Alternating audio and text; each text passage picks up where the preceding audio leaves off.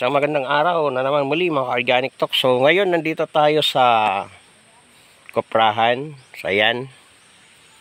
So itatry ko kung marunong pa ako magbunot ng niyog o buko. Kasi medyo matagal-tagal na rin na hindi ako nakakapag bunot nito. Dati pag nagkokopra ako, mga umabot ng 1 buwan kasi nga hindi tayo palaging nakakapunta. So ayan, tatry ko kung kaya ko pang magbunot. So yan. Ang gamit dito, yung matoles. So kukuha lang ng isa. Yan. Tapos ganon, ginaganon lang. Yan.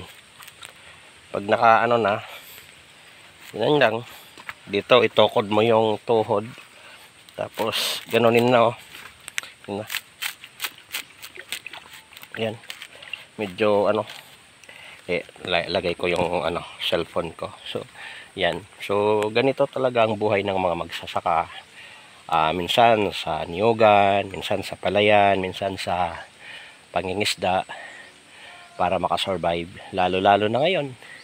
So sana naman mabigyan talaga ng pansin yung mga local farmers natin, lalo na dito sa Samar. Sobrang mura po yung kopra dito sa Samar, sobrang mura po ang bili ng per kilo. Di ko nga alam ngayon kung umabot ng 20 siguro. Di ko lang kung minsan umabot ng 20, minsan mababa. Sana po, ayan. So, ayan po yung Actually, dito marami na akong bunutan kanina. Ito, papakita ko lang sa inyo kung paano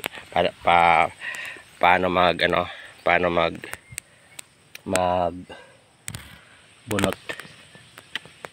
Yan. So lagay ko muna yung cellphone ko. Yan. Ganun lang. Yan. Tukod mo lang yung tuhod. Yan. Yan. Hawakan mo dito yung natanggal na. Yan. Medyo to. Bago matalim yung tawag dito, palaw. Yan. Ganun ulit. Yan hawakan dito para maiwan. Yan. Ganun lang.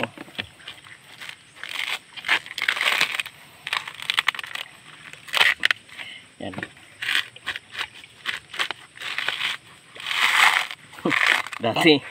Dati rin ako papabayad, umakyat ng niyog 5 piso bawat puno. Yan. Tapos ganon. Yan. Yan lang. Tapos ito ganunin mo. Yan. Kuha ka ulit isa. Ito. Ito. Isa. Ganon lang. Minsan idiin na lang. Ganito mabibilis Ako siyempre nag-iingat kasi matulis. Kasi bago lang. Yan.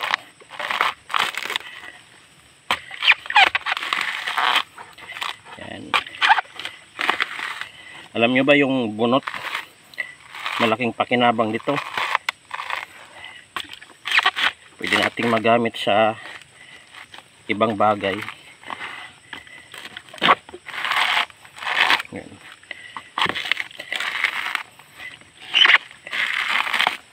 Yan.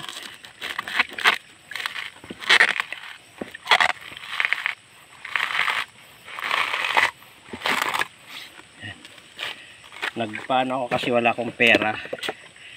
Yan. Yan. Okay na. Bye-bye.